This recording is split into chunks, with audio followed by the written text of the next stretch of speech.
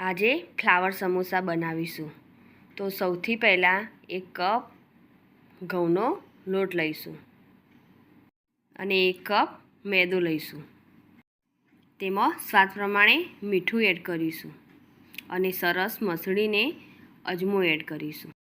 3 ચમચી જેટલું તેલ એડ કરીશું અને સરસ રીતે બધું મિક્સ કરી લઈશું.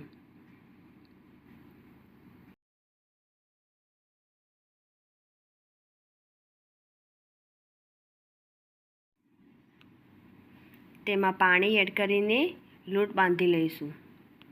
લોટ બહુ કડક નહીં કે બહુ ઢીલો નહીં, એવો મીડિયમ લોટ બાંધીશું. લોટને ઢાંકીને 15થી 20 મિનિટ સુધી આપણે તેને મૂકી રાખીશું.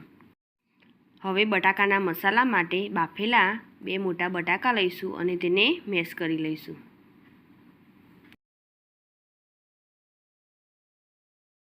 તેમાં 1 ચમચી લાલ મરચું પાવડર એડ કરીશું, થોડો ચાટ મસાલો એડ કરીશું અને 1 ચમચી ધાણા જીરું એડ કરીશું. બધાને સરસ રીતે મિક્સ કરી લઈશું. મેં અહીં મીઠું એડ કર્યું નથી કારણ કે તે બાફતી વખતે મેં એમાં એડ કર્યું હતું. હવે તેમાં 2 ચમચી કોર્નફ્લોર લઈશું અને સરસ રીતે મિક્સ કરી લઈશું. તો મસાલો આપણો રેડી છે. હવે લોટને સરસ રીતે સોફ્ટ કરી લઈશું અને તેમાંથી આપણે 2 રોટલી વણી લઈશું.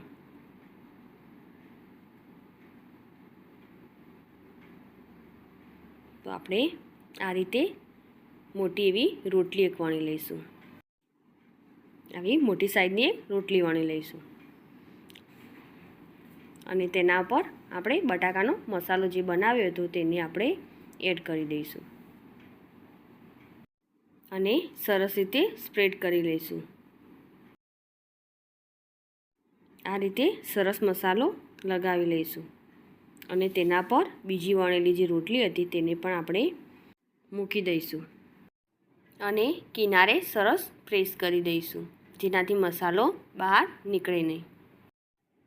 હવે તેને ચપ્પાથી કે પીઝા કટરથી તેના આ રીતે ટુકડા કરી લઈશું.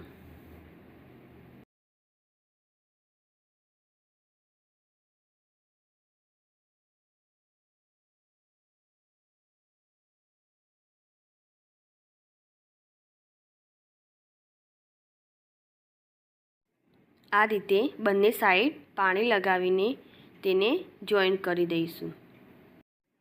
એ રીતે બીજા 2 છેડાને પણ જોઈન્ટ કરી દઈશું. આ રીતે આપણે બધા ફ્લાવર સમોસાને રેડી કરીશું.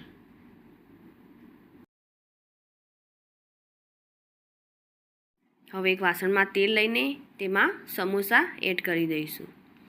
ગેસની ફ્લેમ લો રાખીશું જેથી સમોસા ક્રિસ્પી બનશે.